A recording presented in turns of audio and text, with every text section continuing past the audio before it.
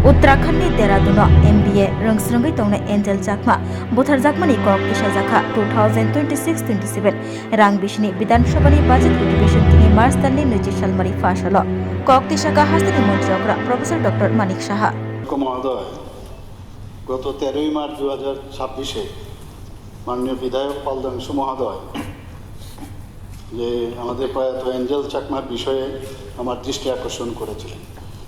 আমি বলেছিলাম বিষয়টা আমি জেনে আমার কাছে জানা ছিল, কিন্তু মানে একদম লাইন বাই লাইন বা কি সবকটা তো হঠাৎ করে বললে হয়তোবা কোনো জায়গায় যদি আবার ভুল তথ্য দিই তাহলে ঠিক হবে না। এর জন্য বললাম আমি পরে বিষয়টা জেনে আমি পুরোটা আমি যাব। আজকে আমি এই বিষয়ে আপনাদের জানাতে চাই মাননীয় অধ্যক্ষ মহোদয় যে মাননীয় শ্রীমতী শান্তনা চাকমা এবং মাননীয় বিধায়ক শ্রী শম্ভুলাল চাকমা ওই 13 মার্চ আমাকেও কিন্তু ওনারাও কিন্তু দৃষ্টি আকর্ষণ করেছে। আমার ইয়েতে গিয়েছিল, আমার রুমে গিয়ে ওনারাও বলেছেন যে বিষয়টা স্যার একটু দেখবেন।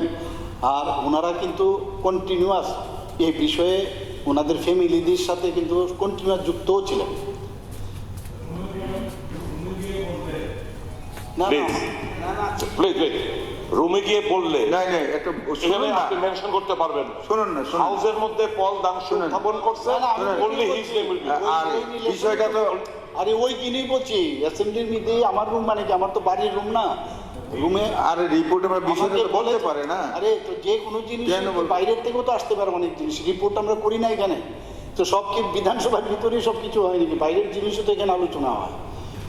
এঞ্জেল চাকমার মৃত্যুর পর সরকার পক্ষ থেকে কি ব্যবস্থা গ্রহণ করা হয়েছে, ব্যাপারটি এঞ্জেল চাকমার মৃত্যু সম্পর্কে যা খুবই, যেটা বলা হয়েছে একটু আগে আলোচনা হয়েছে, খুবই হৃদয় বিদারক এবং স্পর্শকাতর বিষয়।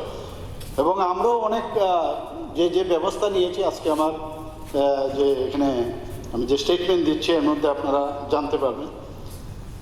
এঞ্জেল চাকমার মৃত্যু সম্বন্ধে আমি বলতে চাই যে সেদিন উক্ত ঘটনা ঘটে সেদিন আমি নিজে ব্যক্তিগতভাবে খোঁজখবর নিয়েছি।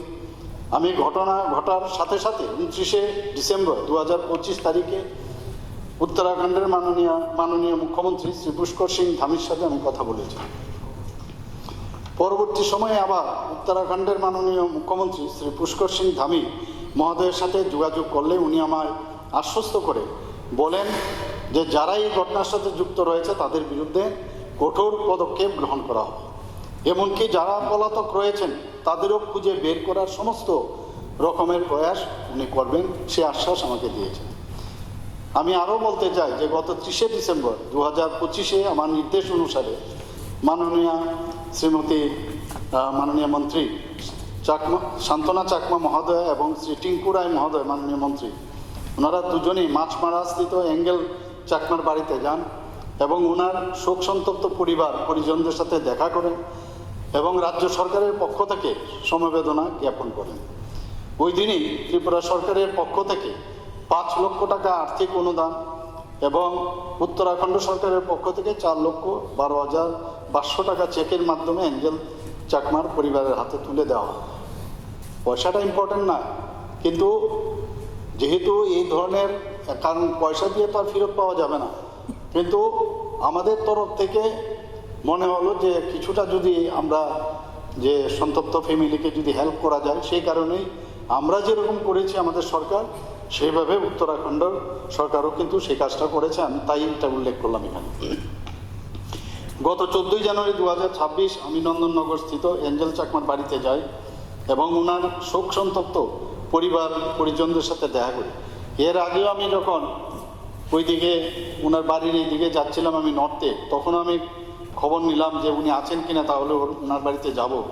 কিন্তু পরে আমাকে জানানো হলো যে না, উনি আগরতলায় চলে এসছেন। এর জন্য আগরতলাতে এসেই ওনার বাড়িতে আমি যাই। আমার নির্দেশ অনুসারে, আমাদের সরকারের যে নির্দেশ সেই অনুসারে এঞ্জেল চাকমার অন্ত্যেষ্টিক্রিয়া অনুষ্ঠানে মাননীয় মন্ত্রী শ্রীমতী শান্তনা চাকমা মহোদয়া উপস্থিত ছিলেন এবং পরবর্তীকালে শ্রাদ্ধানুষ্ঠানে উনি উপস্থিত ছিলেন। গত 29শে জানুয়ারি 2026 আমি আবার উত্তরাখণ্ডের মাননীয় মুখ্যমন্ত্রী শ্রী পুষ্কর সিং ধামির সাথে কথা বলি এবং তদন্ত প্রক্রিয়ার সম্বন্ধে খোঁজখবর নিই।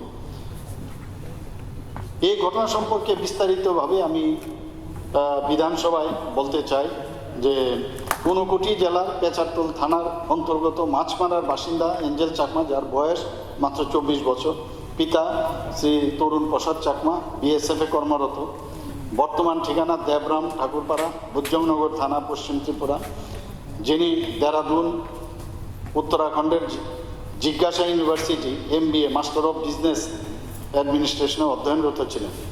এঞ্জেল চাকমা বিগত 9 ডিসেম্বর 2025 ইংরেজি তারিখে দেরাদুনের সেলাকুই এলাকায় এক নৃশংস হামলায় গুরুতরভাবে আহত হন বলে অভিযোগ। গৃহীত তথ্য অনুযায়ী এঞ্জেল চাকমা এবং তার ছোট ভাই মাইকেল চাকমা বাজার করতে গিয়েছিলেন। অভিযোগ অনুযায়ী সেই সময় একদল মদ্যপ ব্যক্তি তাদের মুখোমুখি হয়ে বর্ণ বিদ্বেষমূলক মন্তব্য এবং দোষারোপ করে। তারা প্রতিবাদ করলে ঘটনাটি শারীরিকভাবে হামলার রূপ নেয়। মাইকেলকে ভূতা বস্তু, যেটা আমরা মেডিকেল টার্মে বলে যে ব্লান্ট একটা কোনো বস্তু দিয়ে তাকে আঘাত করা হয়, এবং অ্যাঞ্জেলকে একাধিকবার ছুরিকাঘাত করা হয়। পরবর্তীতে অ্যাঞ্জেল চাকমা দেরাদুনের গ্রাফিক এরা হাসপাতালে ICUতে 17 দিন চিকিৎসাধীন থাকার পর গত 26 ডিসেম্বর 2025 তারিখে মারা যান।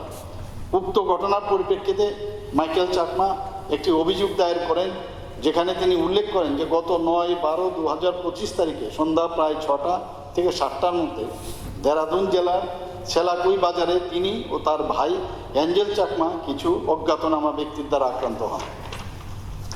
এই অভিযোগ মূলে ওই অজ্ঞাতনামা ব্যক্তিদের বিরুদ্ধে দেরাদুন জেলার সেলাকুই থানার ভারতীয় ন্যায় সংহিতা BNS এবং তফসিল জাতি ও তফসিলি জনজাতি আইনের যথাক্রমে ধারা 103(1), 115(2), 351(3) এবং 3(5) এবং ধারা 3(2) এবং (5) রোমান এবং (5A) এই একটি মামলা রুজু হয় এবং মামলা নাম্বার হচ্ছে 151/2025। অভিযুক্তরা তাদের উদ্দেশ্যে সাম্প্রদায়িক আপত্তিকর ভাষা ব্যবহার করে এবং বালা অর্থাৎ করা যাকে বলে ওই ছুরি দিয়ে শারীরিকভাবে আক্রমণ করে, যার ফলে এঞ্জেল চাকমা গুরুতরভাবে আহত হন বলে অভিযোগ করা হয়।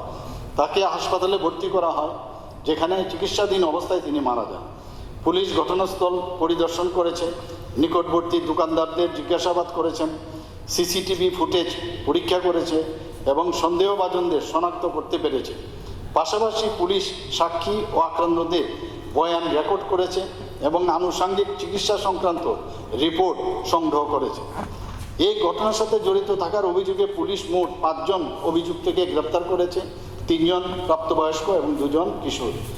সংগৃহীত তথ্য অনুযায়ী প্রধান অভিযুক্ত যোগ্যরাজ অবস্থি পলাতক রয়েছে এবং সে নেপালে পালিয়ে গেছে বলেও জানা যায়। পলাতক অভিযুক্তের সন্ধান পেতে দেরাদুন পুলিশ 25,000 টাকা পুরস্কার ঘোষণা করেছে এবং উত্তরাখণ্ড পুলিশ সদর দপ্তর পলাতক অভিযুক্তের অবস্থান সম্পর্কে তথ্য প্রদানে 1 লক্ষ টাকা পুরস্কার ঘোষণা করেছে। মামলাটির তদন্ত চলাকালীন সময়ে তফসিল জাতি ও তফসিল জনজাতি আইনের, যেটা আমি একটু আগে বললাম, 3(2) এবং 5 রোমান নাম্বার (5A) ধারা মামলায় সংযোজন করা হয়েছিল। সেলাকুই থানার চার্জশিট নাম্বার 1/2026 তারিখে 8/2/2026 অনুযায়ী নিম্নলিখিত অভিযুক্তদের বিরুদ্ধে চার্জশিট দাখিল করা হয়েছে। অবিনাশ নেগি, পিতা শ্রী হরিশ সিং নেগি, ধারা 103(1), 115(2), 351(3) এবং 3(5) BNS এবং 3(2) এবং রোমান (5) এবং (5A) SC/ST আইনে সেই অনুযায়ী তাদের সেখানে থানার মধ্যে তাদের রুজু করা হয়েছে সেই FIR। যারা আরেকজন হচ্ছে সুরজ খোয়াস, পিতা শ্রী অনিল খোয়াস, ধারা 103(1), 115(2), আর একটা হচ্ছে 351(3) এবং (5) BNS এবং 3(2) এবং রোমান 5A SC/ST আইন, সুমিত পিতা পেয়ারেলাল যাকে নিয়ে ধারা দেওয়া হয়েছে 103 ব্র্যাকেটে 1 এবং 115 ব্র্যাকেটে 2, 351 ব্র্যাকেটে 3 এবং 3 ব্র্যাকেটে 5 BNSA। এছাড়া ঘটনার জড়িত কিশোরীদের যারা juveniles in conflict with law বিরুদ্ধে পৃথক রিপোর্ট দাখিল করা হয়েছে। ঘটনায় জড়িত কিশোরদের নাম হলো আয়ুষ বড়ুয়ানি, পিতা শ্রী ধনেশ বড়ুয়ানি, 2 হচ্ছে সূর্য, পিতা শ্রী ভারত সিং। পলাতক অভিযুক্তের বিরুদ্ধে তদন্ত অব্যাহত রয়েছে। পলাতক প্রধান অভিযুক্ত যজ্ঞরাজ আবস্তিকে গ্রেফতারের জন্য প্রচেষ্টা জারি আছে। পরবর্তী আইনগত কার্যক্রমও চলমান রয়েছে এবং তল্লাশি অভিযান জারি আছে। লুকআউটস সার্কুলার ও ব্লু কর্নার যে নোটিশ জারির মতো আইনগত পদক্ষেপ ইতিমধ্যে গ্রহণ করা হয়েছে। আদালত মামলাটির শুনানি চলছে। ধন্যবাদ।